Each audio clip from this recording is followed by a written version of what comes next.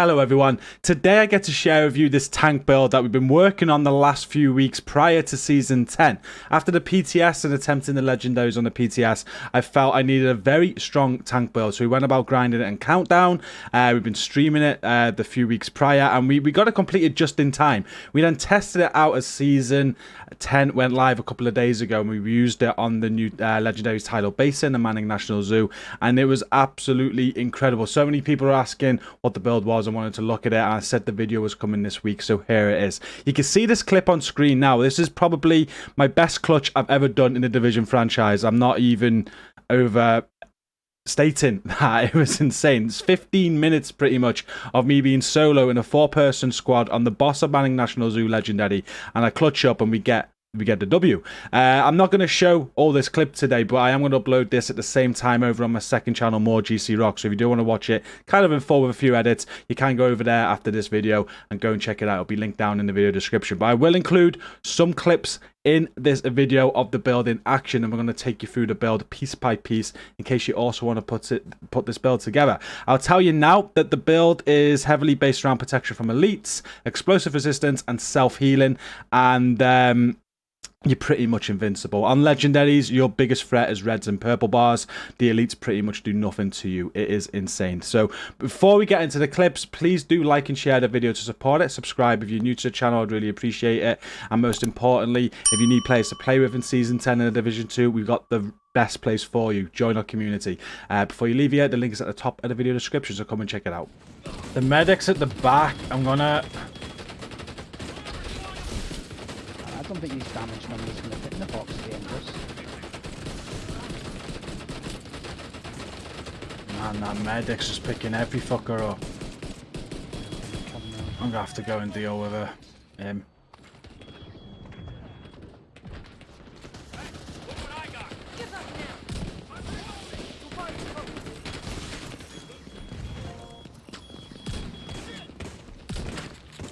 Hi guys, sorry I raged Hanson with him.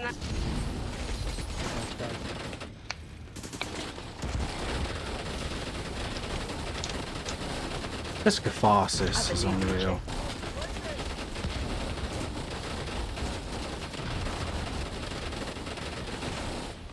Invincible. Okay.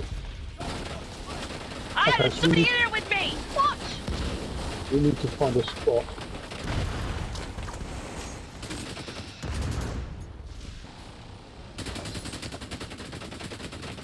BTS be fair. 118 kills as a tank. PGR 2 kills. But look at the accuracy, boys. Where you at though? Clear as many out as you can. I got the chunga on me and I've got the boss on me. So it's just one boss you to worry about. Looking at us. Don't shoot him, Recon. Try and clear as many out as you can. Good luck. He's coming to us. I can try and pull him right back up here. And if I can get him up here and the chunga up here, we're laughing. He's jumped over with us. He's jumped over. You're going to have to move. Good luck. Alright, Come on, Penny, we'll go over on the other side. We'll go up and over. Oh. I've gone through the middle. The middle's the play. Middle's the play. Middle's the fucking play. That was a beautiful run through the middle. Middle's the play, yeah. Where I was, yeah. Well, I don't know how long I could survive here, but this is sick. So here it is, and as you saw in those clips, this is an absolute tank. It's the best tank build that I've ran. I've made it for legendary content, and it's so fun to use. It's a hard grind, but you can alter this build how you want to alter it. As I said at the start of the video, it's based around protection from elites, explosive resistance, and self-healing. If you want to make it exactly like I have, then it is going to be a little bit of a hard grind. We'll discuss it as we go. But you can make alterations and alter it to suit you, and it can be easier to make if you alter it, to be fair. But here it is. So we've got the survivalist specialization. As I've said, it's around protection from elites, and survivalist gives you 10% protection from elites. So you get 10% from that. The main weapon, so your primary weapon on it, you're going to be switching between the two. You got Sweet Dreams. This is used for the talent where you can just knock out enemies with the Sandman talent. Melee attacks instantly kill non-elite enemies, and you can do that every 15 seconds, which is really OP. Wish it worked on elite enemies, but that would be too silly, I guess. So you're going to be using this to take out red bars and purple bars, and you can prioritize like your healers or your medics or drone people or whatnot. When you're not using that, you're going to use a Scorpio instead. We're not going to read through the whole talent. You know what the Scorpio does. It's a very OP shotgun. So they're the two items that you can switch in between, and when you're in the middle of a mission, you can just bring up your inventory and swap those weapons out. It allows you to do that, so you can swap it on the fly.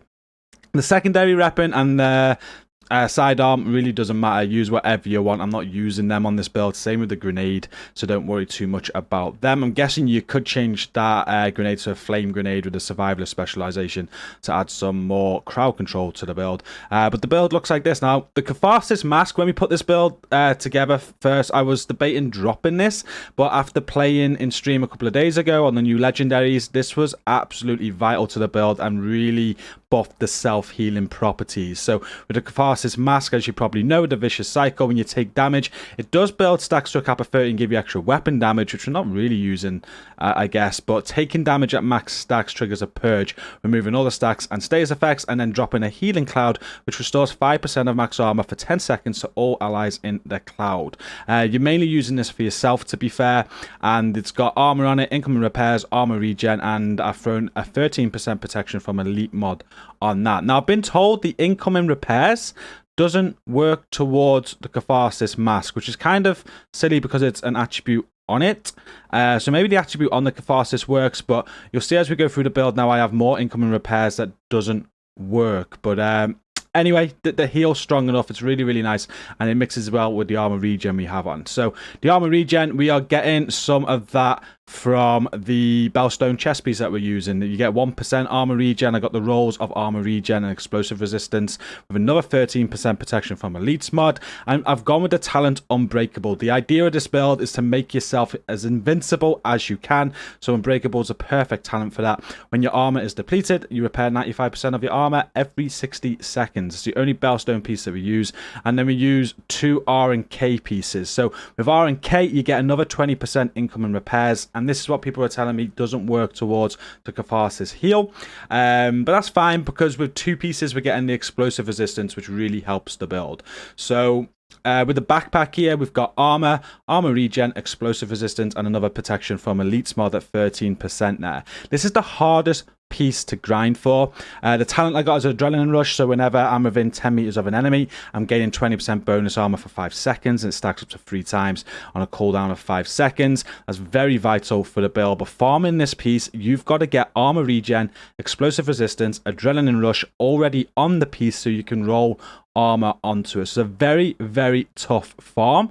What I'd say is, until you get that piece to drop, it took us 3 streams of countdown, about, I'm going to say 15 plus hours in a team of 8 to get this.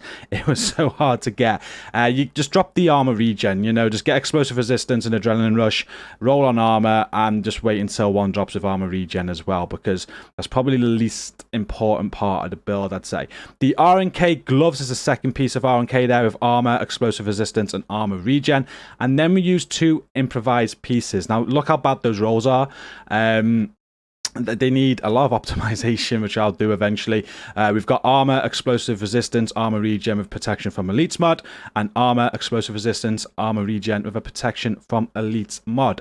And that is the build. The skills you want to use as well is the bulwark shield. People have suggested using like another shield, so the deflector one where you can cause damage or whatnot. It's a lot less health, and in my opinion with this build, you want to make yourself as tanky as possible. So I go with this shield, and I have a reviver hive, because if I do go down, especially when I put the shield away, or a red bar or purple bar flanks me or whatnot, I'm gonna get myself back up, because if I go down, the team's gonna struggle. The idea of this on legendaries is to beat the decoy and be as tanky as possible and stay alive. If you go and watch that video on more GCROCK and you see how long I stayed alive on the boss of Manning National Zoo, you'll see that it works very, very well. And the stats look like this. So it's not fully optimized, obviously, and we haven't got all max mods yet. We need 2 more, but we've got 73% protection from elites. If I find 2 more max ones, that'll go up to 75, and the explosive resistance there is 66.5%. Now go up to 70% once fully optimized, and that's 2 of the most important stats on the build, because with the explosive resistance, the drone people and all the drones coming, you can just tank them, get them all on you, and they're not going to cause you any bother. And the protection from elites pretty much makes you invincible against elites. Again, I cannot recommend this tank build enough. As I've already stated, the most important part is the self-healing, which you get from the catharsis and the armor regen. They work together very, very nicely. The explosive resistance, because of all the drones, you can be that person that tanks those drone people. Make sure you get all the aggro so all the drones come to you and they just don't bother you. And the protection from elites. Elites, when it's just elites, you do feel invincible. That healing cloud, the armor regen, the adrenaline rush, the unbreakable, the shield. You can practically put the shield away most of the time and just shoot them and kill them. It's insane. It's pretty invincible. Your biggest threat is red bars and purple bars. I'm having so much fun using this build. It was great putting it together with you all. And there it is. There's a video you've all requested. And that's the end of the video. Thank you for watching this today. Don't forget to like and share the video to support it. Subscribe if you're new here. And now come and check out the community I mentioned earlier. It's linked at the top of the video description. Until the next video or the next stream, thank you for watching. Stay safe and peace out.